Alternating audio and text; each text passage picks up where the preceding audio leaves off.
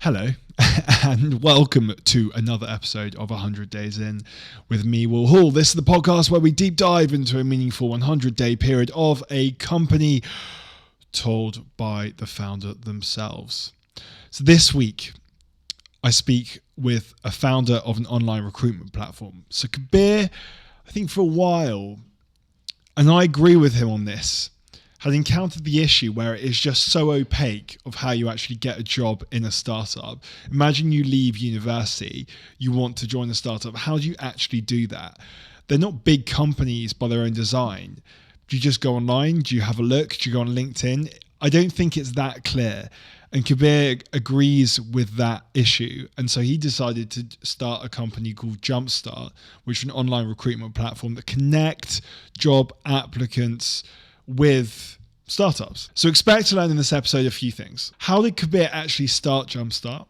How does demand validation work? And that's a very specific technique that Kabir mentions. A great insight that I hadn't considered, I certainly thought was wrong before, was expect to learn how that you can be an entrepreneur but not a big risk taker. Right. That's it from me. Let's get on with it. Yeah, my advice is like, if you can't find something, it's probably because you're trying to think about these big, kind of scary, massive, societal problems. Whereas actually what you probably want to be looking at is more like mundane stuff, like payments or process automation. Make a decision in a way, or structure it in such a way that if it doesn't work out, or if it goes wrong, or the idea you try out doesn't quite pan out as you wanted, you can go back to the previous thing and try something else without there being a massive impact.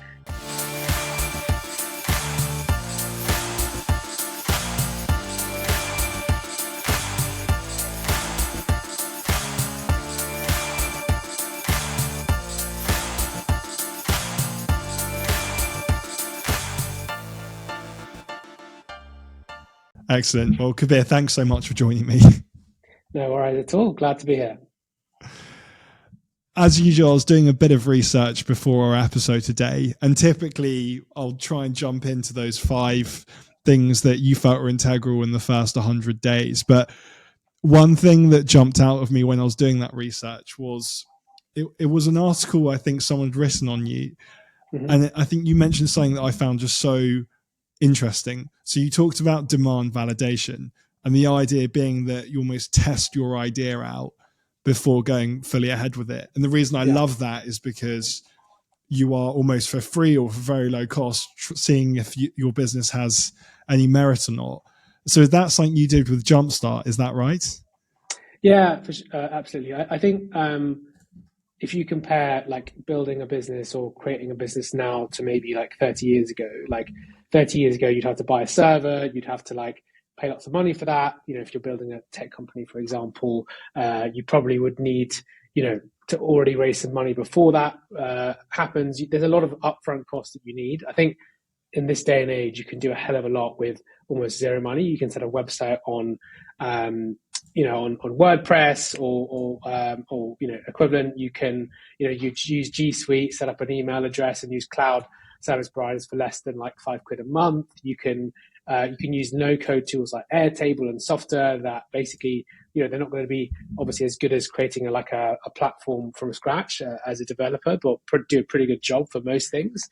So you can take things pretty far without actually having to like employ people or like spend money on expensive things like developer costs or, building platforms and that sort of thing. So yeah, I think for us, like, we kind of identified that, I guess, quite early. So there's a lot of things that we did, like talking to startups, in terms of understanding the demand from their side, but also setting up landing pages, putting them on university websites and jobs boards, seeing the demand, seeing the clicks. They were all kind of fake links, if you like, but they were a good way of validating demand or validating interest much, before we needed to like quit our jobs and, take that big plunge. So there's just so much you can do almost right up to the stage of actually running a profitable business before actually needing to kind of quit or take the plunge. So I always encourage people to like de-risk. I think it just makes a lot of sense.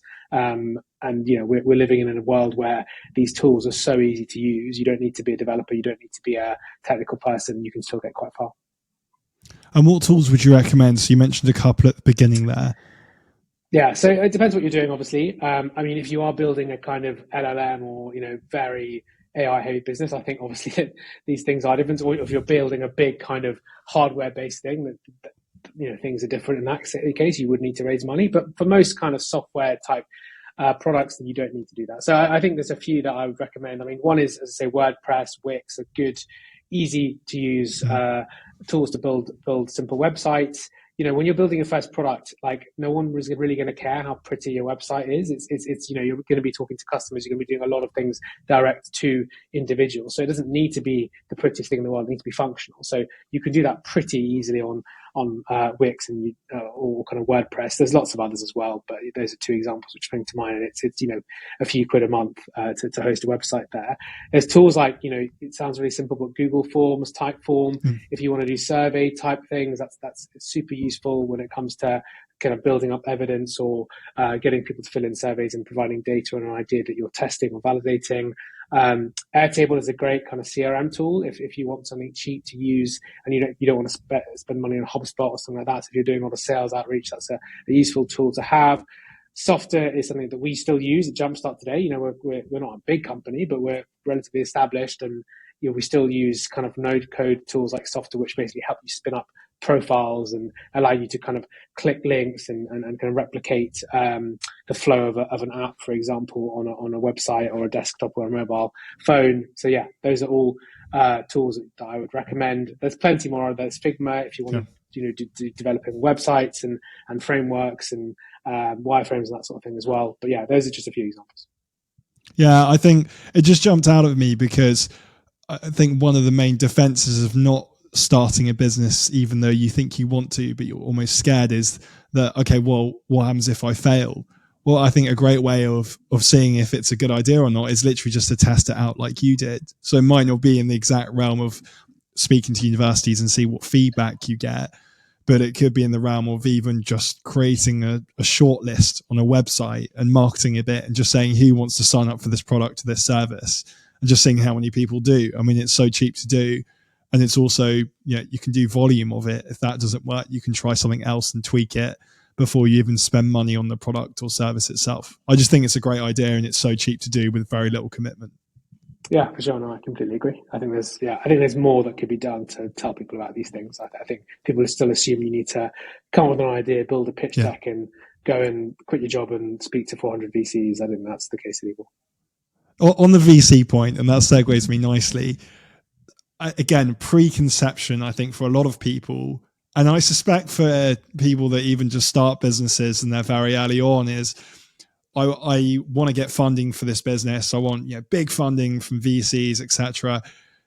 Do you think that's a good idea, or you think actually you shouldn't be doing that at the beginning? It just really depends on the business you're trying to build and the industry that it's in. I think. I think it's what's important actually to think about from the VC's perspective. Like, how do VCs make money, right? It's the kind of power law. This isn't rocket science. It's very common knowledge out there. But the idea is that 1 in 100 or 1 in 300 investments will basically pay back the whole portfolio. So they're looking for the kind of the next big software or SaaS type company or AI type company that's going to go from 1 to 1,000 and kind of grow at a logarithmic rate, and that's going to get the big exit and the big IPO. And if 99% of the companies don't do that, then that's fine. But they need companies to grow super, super fast, and basically most will crash and burn, and then 1 or 2 will kind of make back the fund. So that's their model, right? So if you're a business that you generally don't think, okay, it's got a good traction potentially, but I just don't see how it goes from 200K monthly recurring revenue to 2 million in a year. Like, if you don't see that happening, then I just don't think it's necessarily one for you, because ultimately you won't be able to fund it at the next round. It does also depend, I think, on the type of company you're building. I think if you're building a hardcore LLM type model that's competing with ChatGPT type models for specific verticals, then you probably need a lot of compute power and you probably need to raise VC money. Similarly, if you're building a kind of hardware type product, then you probably will need some form of investment. But even then, I would recommend probably going to angel investors at a pre-seed or a seed stage if you can. Again, they're probably more likely to have slightly longer term commitment and be less kind of bothered about hitting those massively high metrics within such a short space of time. But I think most people think that they're building a really scalable software business, but actually they're just building a business that's enabled by software. I think every business now is basically like a tech or software enabled business. I think saying that it's fintech or edtech is kind of pointless now, because every business is using those things. It's just an education company or education platform or a financial platform. Like it's kind of become a bit meaningless, to put tech on the end of things. And actually, the easier people realize that, the better they'll be at building the business. Because actually, take Jumpstart, for example. Like, we use technology. We're a platform in some senses of matching up candidates and startups. We use tech to enable that, but ultimately, like, our business is built on the strength and quality of our startups and people and support that we provide them. Obviously, we can make things easier, more efficient with technology, but that technology is never going to be like the thing that differentiates us. I don't think, maybe in the future, but I don't think it will. And I think we're aware of that, and we're trying to build a business in a way that we think is quite sustainable, whilst also I think could be potentially very big. But it might, I don't think a VC play would be the right thing for us right now, and probably won't be for quite a long time. Yeah, and we'll come on to how you decided to fund Jumpstart at the beginning in a sec, but I just want to almost go right back to the beginning and and just explore that point where I believe, and again, please correct me if I'm wrong, you're working at Deloitte for a while. Yeah. Can you just talk us through the transition between having a full-time job working at Deloitte to just starting Jumpstart? Was that quite a long transition? Did you have the idea in your head for a while? What did that look like in reality? Yeah, absolutely. So we, Matthew, who was at BCG, so kind of in a similar job to myself, I was strategy consultant at Monitor, which is a company that was bought by Deloitte a few years before I joined. Kind of a similar job. We both had the idea in kind of, I think it was Christmas time, 2019. So the idea was kind of looking at things like Teach First and other, which is basically, I guess you'd argue, has created a kind of very, I guess, competitive program, has, some would argue, elevated teaching and meant that these people who maybe wouldn't have gone to teaching have gone into teaching and providing training and community and all that sort of thing. So giving that same model to startups, that kind of basic idea, obviously it was a very vague idea at the time, was, I think, Christmas 2019. We then, I think we actually incorporated the company in like February of 2020, but we were still working at the time. We just, put it up in the company's house. That was a time when we were just doing a bit of stuff on the weekend, as I mentioned, talking to people, getting people to fill in forms, setting up landing pages, just fiddling about, really. I think we went to a couple of careers fairs, pretending that we had a company and seeing if people could actually sign up for it. And that kind of thing. We did that until, I would say, I think it was about a week after lockdown was announced. We then decided to actually, I took a sabbatical for 3 months. Matthew went down to kind of working 1 or 2 days a week. So again, even then we were pretty de-risked. Like, we weren't quitting our jobs. We were doing everything we could to kind of continue that backstop of employment if it didn't work out. And then I think by like Christmas of 2020, we were like, okay, let's like go full hog. We'd already run a couple of cohorts, or one cohort, and that had gone relatively well, and we had good traction. We were like, you know what, it's probably time to have a crack at this. So that was the kind of timelines. So for me, I'm not very entrepreneurial in the normal way of saying things. I don't see myself as like a massive risk taker. I look at things quite clinically and analytically.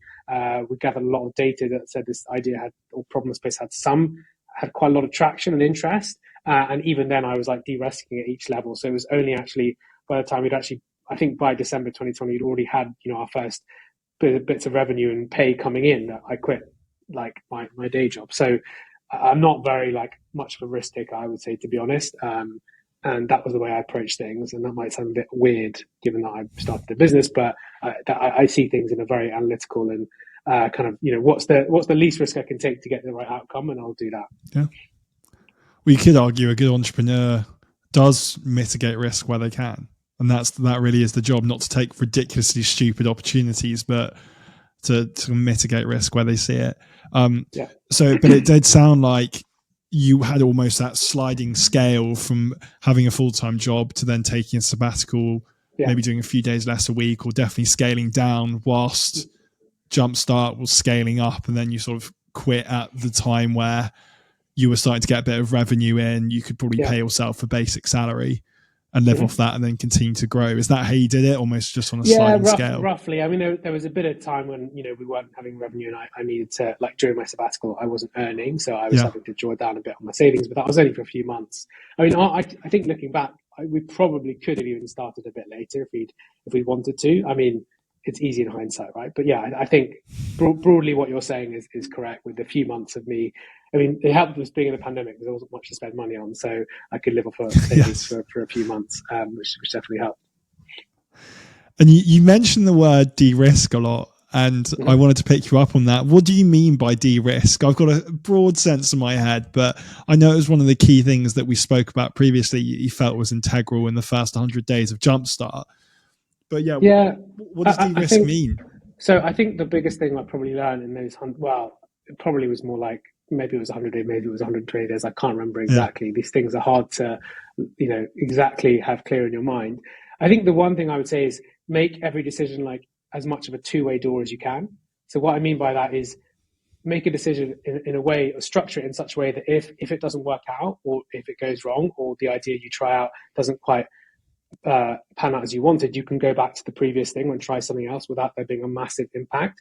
I mean, just to give like an example, we would, rather than like trialing a whole new way of selecting candidates, we would like select a tranche of 20, trial this on them, see if it worked, get some feedback. If it didn't work, drop it, do something else. So I think that is like, how can you trial ideas out in a way, using the kind of MVP concept that means the whole thing doesn't fall apart if it goes wrong. And I think that's the kind of the ethos that we've taken with Jumpstart. And that's, I think, what I mean by de-risking. And actually, I think in general, most decisions people take are two-way doors. Like, I think often it's like, even when you're getting a job, it's like, oh my God, if I take this job, that's going to be such a big deal. That's going to change my whole life. And it probably will. But you can also quit that job and do something else. And even with entrepreneurship, right, you can start a business and it can not work out.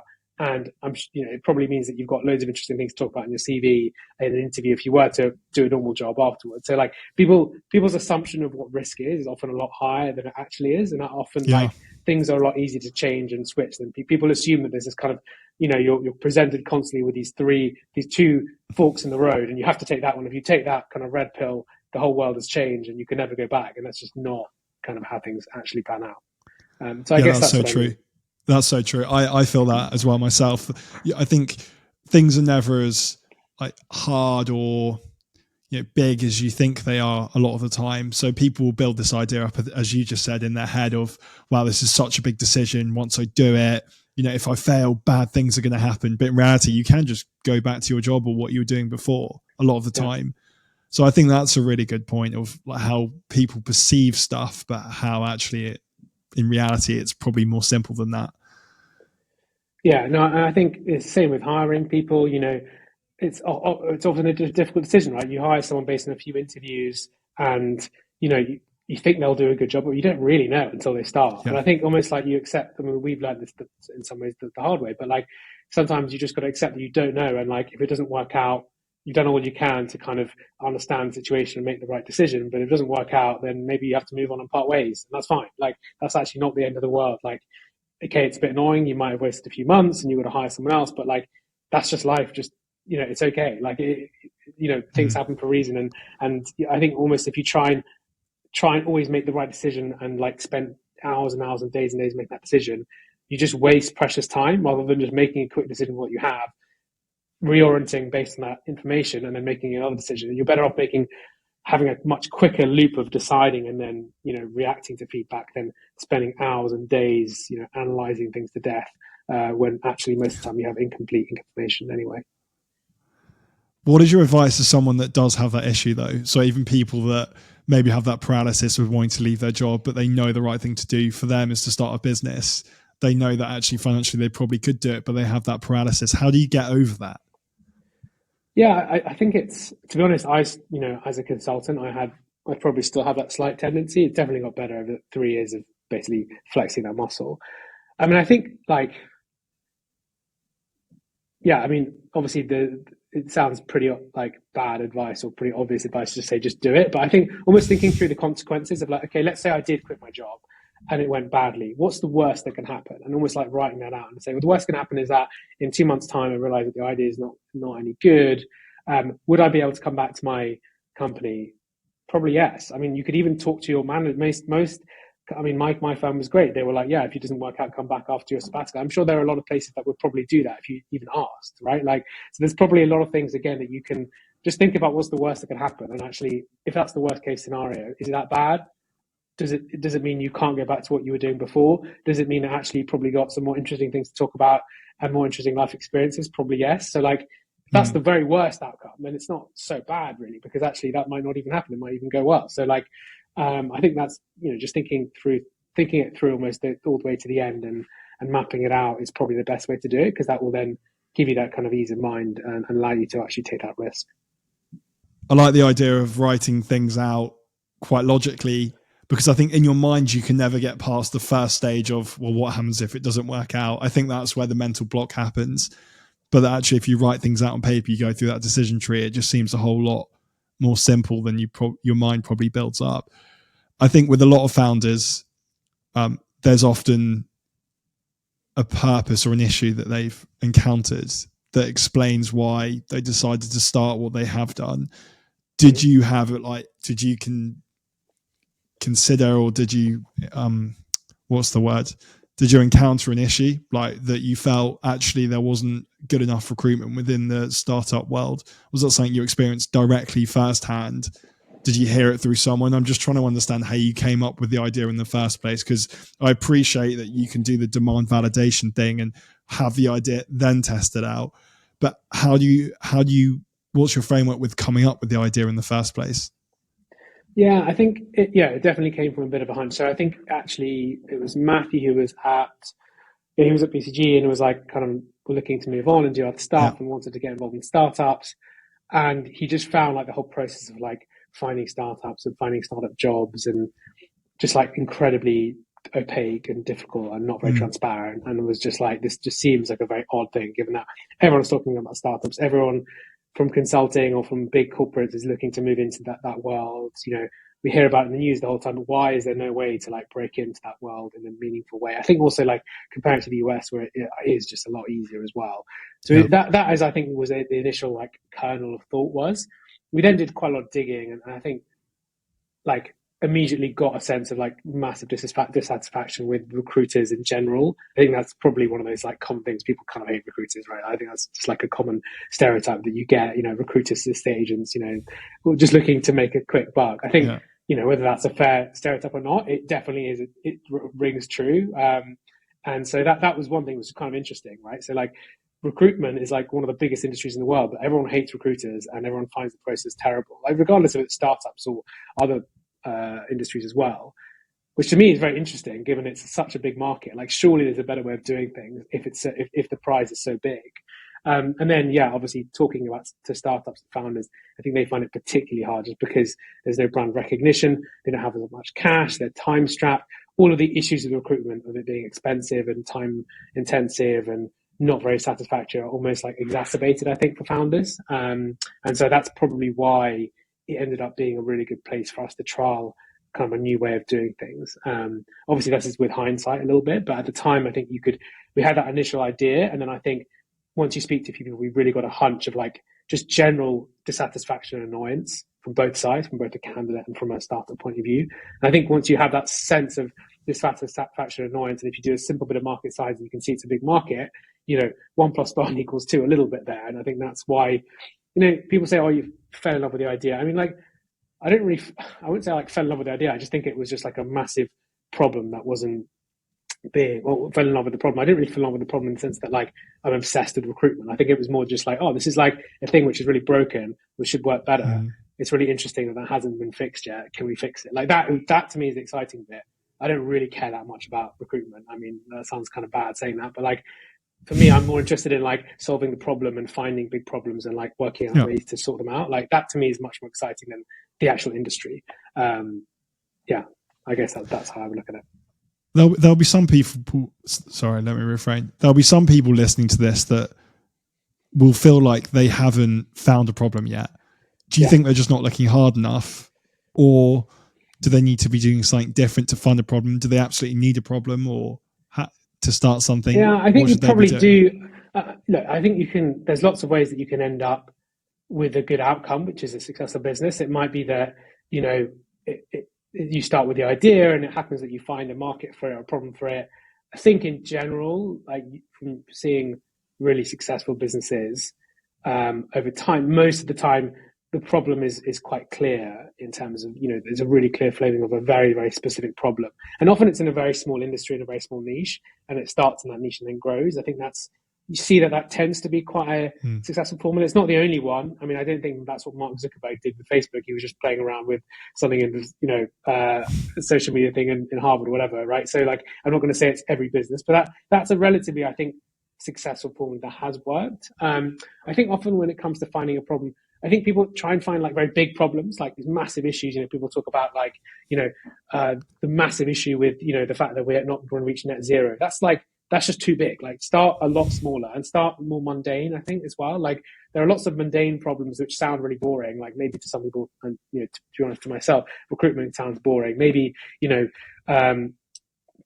payments, for example. Payments is kind of boring, but it's like literally the biggest industry in the world. Like I'm not sure Stripe sounds like the sexiest business, but it's probably one of the most successful businesses in the world. Like, there are so many, find small little niches. And I'm not saying that payments is niche, but I guess it's not the thing that maybe comes first to mind. It's not the sexiest thing in the world, right? But there are so many of these smaller, more mundane problems, and even within that smaller, more mundane problems within a specific market that are probably not even being looked at by certain people. And just start small and go from there. I think it's probably, my advice is like, if you can't find something, it's probably because you're trying to think about these big kind of scary, massive, societal problems. Whereas actually what you probably want to be looking at is more like mundane stuff, like payments or process automation or, recruiting or accounting. I don't know what it is, but like that, the boring stuff often gets overlooked. I think that's probably what I would say to people. I like that. I think interestingly with Stripe, I don't know if this is true, but someone told me it. So the founders of Stripe used to work at Airbnb, and the reason they started Stripe is because they were sick and tired of like the payment structure at Airbnb and how everything took so long. So they thought, okay, here's a problem. We obviously know how to code and develop software. Why don't we go and start our own payments provider? Yeah, no, I mean, I'm sure that's true. I don't know that much about Stripe, to be honest. But I think often it's the smaller things that get overlooked. Insurance is another one. I think no one would say insurance is a particularly sexy subject, but it's, one of the biggest markets in the world. I'm sure there are things in insurance that could be done better, when you look at things on a smaller scale. But I guarantee you most, I don't want to be stereotypical here, but your average Gen Z probably isn't worried about the kind of or the efficiency of insurance processes, but it's probably a much easier market to kind of fix and look at problems than, how we can solve AI taking over the world, which is, the sort of thing that you hear the most about in the news. Yeah, I think there's something to be said for starting off narrow, as you just said. And even I like the idea of starting on with the mundane, because almost by definition, no one else is, as you just said quite rightly, no one else is going to care about it as much. So therefore, there won't be as many people looking into it. And so therefore, you have a bit of room to develop something. Yeah, and I was talking to one founder, and he just mentioned, you could start with, AI if you want, but literally all the smartest people in the world are working on AI. Yeah. You're going to have to be up against Sam Altman and all these people who are complete geniuses. Why would you start there? That seems like a really hard place to win, right? Like, why would you not go for something? I'm being a bit facetious, obviously, but I think there is something behind that a little bit. Yeah, and maybe it morphs into that one day, who knows? But I think the idea of, if even starting with something so small, you get into the habit of, you've got into the habit of starting a business, you know what it's like. It's that muscle memory where if that doesn't work out, then you know how to do it. You've done it before, you go do it again. I think the trickiest bit is almost if you've never done it, that initial inertia phase where there's a lot of friction between what you're currently doing in your day job and then moving into something. But once you've done it once, then you can do it again and again. I suppose that's where you get multiple founders. Yeah. For sure, yeah. No, I think so. I was just thinking of another example. A company we work with is called Autogen AI, which is an AI company, but they have basically specialized in applying AI-based tools to the kind of industry of government bidding. So like bidding for government contracts, which I get, is obviously not is not a sexy industry. Government bids is not. It's not what people think about. Like, great, I'm going to start a business that's going to be involved in automating the way people make government bids. But it's a massive industry, and it's actually a really good use case for AI because there's so many repeatable questions and various other things which make it a really good use case. So yeah, I mean, that's another example where even with an AI, you can finding the more mundane can sometimes be the right way forward. Kabir, how important is speaking to people once you've come up with the idea? Because you've referenced that you've spoken to over or roughly 100 founders, potential customers, before putting pen to paper. Yeah. So that was mainly Matthew, not me. So I give a complaint to that. Yeah. Well, it's a joint effort, so yeah. we'll treat it as if you both did it. But how important is that process of speaking to people at the beginning, and who should you be speaking to? So if you come up with an idea for a business, potentially in SaaS or some software company, AI company, how important is it to speak to founders and other people? And what does that really mean? I don't think founders are that useful to speak to. I mean, maybe they're useful to speak to. What's more useful is people who might use the product, I think. Yeah, okay. Even if you don't have an idea of what the solution is, you probably, hopefully, by this point of speaking to people, you have some sense of what the problem space is. So speaking to potential customers is incredibly valuable. Actually, I think one of the worst things you can do is try and speak to, because once you start a business, everyone is going to try and give you advice. 99% of it is terrible. But, a lot of it is well-meaning. Your parents will give you advice. Your long-lost uncle you haven't spoken to will somehow come up and tell you how they should be running this business. That's going to happen. So actually, step one is, work out actually who the important people are. They're almost certainly not your friends and family. They're probably the worst people to speak to, completely honest, unless they happen to be your target customer. But yeah, the key people to talk to is potential target customers. I think the other thing is the most important skills of a founder before product market fit is doing customer interviews and research interviews and being able to kind of glean insight. It's actually a very difficult skill. And it's almost like that kind of balance of asking leading questions and open questions and that kind of skill of probing is actually almost like a lawyer might do in a case or a detective type thing. It's actually really difficult. And I think the more you do it, the better you'll get at it. And it's such an important skill. And it's something that I'm probably quite good at now. I probably wasn't good at the start, but obviously once you've done 100, 200 of them, it's just practice makes perfect, really. So I think understanding people's problems and where they come from is the most important thing. It's not necessarily about like, is this a good idea? Would this solution work for you? At the start, it's probably just really understanding the problem and why it's a problem, what the specific pains are, why the current solutions out there maybe don't fit what they're looking for. Like, you're just trying to understand the context and the lay of the land as meticulously as possible before you even start thinking about the solution or how it fits in. Because it's that's super important. There's a lot of stuff out there like the mum test, which is very good to help you prepare for those. But yeah, I think it's such an important skill. So not only is it good to speak to end users, but also it's good practice when it comes to doing customer interviews. And when you talk about practice, so how have you got better at that skill? So you said that you're asking probing questions. Maybe they give one answer, but you want maybe a bit more detail or to kind of veer off in another direction. So it's hard for me to be, because it's almost like an innate knowledge that you build up of when to like let the person speak, when to probe into a specific example, a specific area, but probing in such a way that you're not planting ideas in their head, you're letting their experience come through. So it's hard for me to give it specifics. I think it's just you get that nose for like, this person's about to give me some really interesting, rich bit of insight. I'm really going to ask them some follow-up questions and really get into that detail and sometimes they'll be talking about stuff which isn't important, and actually knowing it's hard for me to give like specific advice because it is literally just practice and just knowing when someone's about to say something interesting. I think the other thing is constantly building up a hypothesis. So after your first few interviews, you're probably being very exploratory. You're probably being, just very broad about what the problem might be and the person's individual experiences. And then after a few, you kind of get a sense of, okay, I think the problem is really probably centered around these 3 or 4 criteria or components.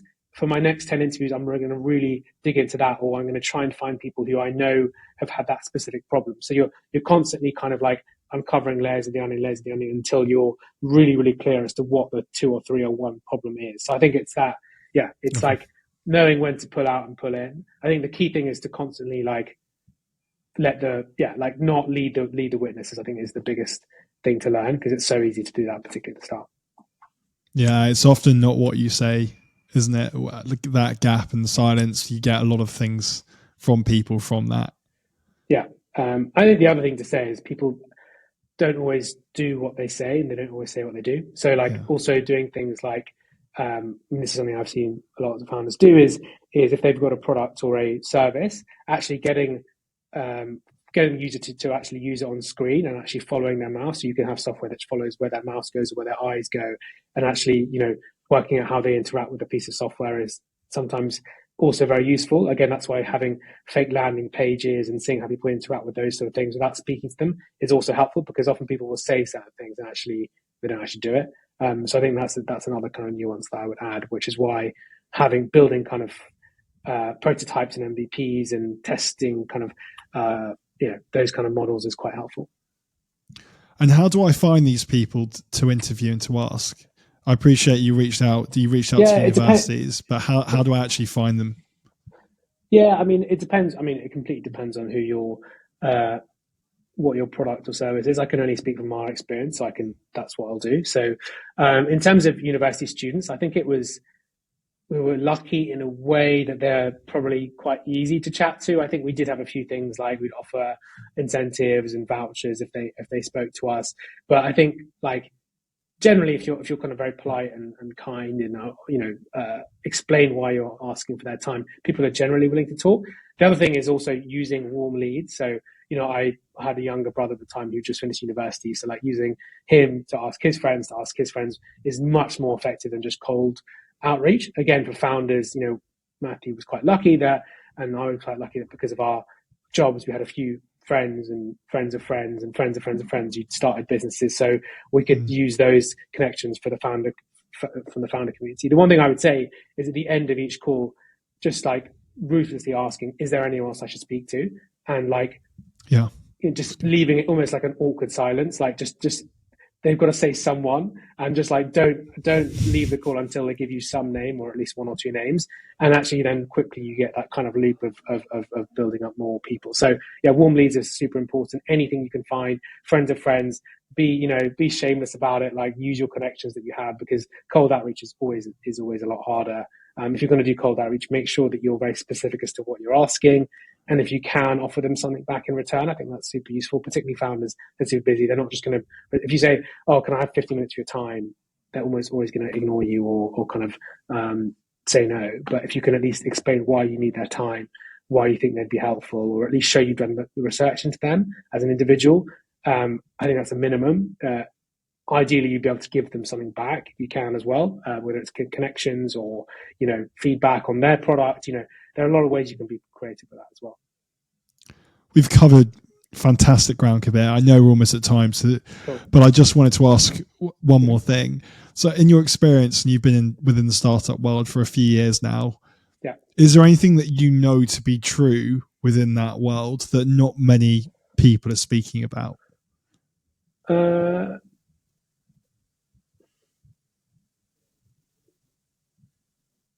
There's probably two things. One is something that I've alluded to earlier, is that I don't think to build a successful business, I think there's a preconception from the outside world that you need a technical person, or you need to be a developer or an engineer to build a tech startup. As I've alluded to earlier, I actually think there's a hell of a lot that you can do if you're resourceful and you are, smart and willing to learn things that mean you don't really need those skills if you have the right business now. So I think that's the first thing that I would say has massively changed. The second is, I don't think you need to be I think being smart is massively overrated. I think there's an assumption from the outside, that being really clever means that all these founders must be super intelligent and just incredibly type A or whatever, and do cold plunges every morning and get up at 5. It's just not true. Most people are just quite normal. It's obviously pretty intense and you work pretty hard, but there are plenty of other jobs that you have to do that in as well. I think it's a lot more, being intelligent and being a super, an absolute brain box is definitely not what I think makes founders great. It's probably more just willing to put in the graft and the effort, being quite sympathetic, listening to customers, wanting to constantly improve and take on feedback. Obviously, it helps being somewhat intelligent, but there are plenty of other professions out there that have higher average IQs than I would say that the startup world or the founder world. So those are probably two kind of misconceptions from the outside which aren't true once you're inside it. That's fantastic. Those two are going to stick in my mind for a while. Kabir, thanks so much for coming on. It's been a pleasure. Thank you. Thanks so much for having me. Cheers. Bye. Thanks so much for listening. That was only 35 minutes long, but I felt there was enough good advice that you'd often get in an hour plus episode. So Kabir, thanks again for your time, man. Next week, I'm not even going to suggest what's going on next week. You're just going to have to tune in and find out. That's it from me. Roll the credits.